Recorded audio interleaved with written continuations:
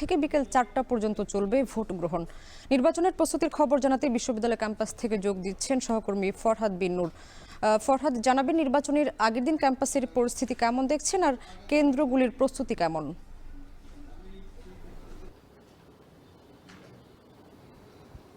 স্বামী, আমরা দেখছি যে ঢাকা বিশ্ববিদ্যালয়ের যে আগামীকাল যে বহুল কাঙ্ক্ষিত ডাকসু নির্বাচন অনুষ্ঠিত হতে যাচ্ছে, সেজন্য কিন্তু আমরা জানি যে 8টি কেন্দ্র রয়েছে এবং 40,000 শিক্ষার্থী যেখানে ভোট দেবেন।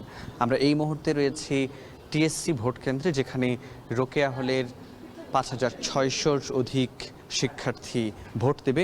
আমরা দেখছি যে এখানে কেন্দ্রগুলো কিন্তু এই যে কেন্দ্রটিতে এখানে 5,600 শিক্ষার্থীর জন্য এখানে কিন্তু আমরা দেখছি যে এরকম বুথ এখানে 100টি বুথ টিএসসির ভেতরে রয়েছে। এভাবে করে এখানে করে একটি চেয়ার রয়েছে, বসবার জায়গা রয়েছে, যেখানে এখানে করে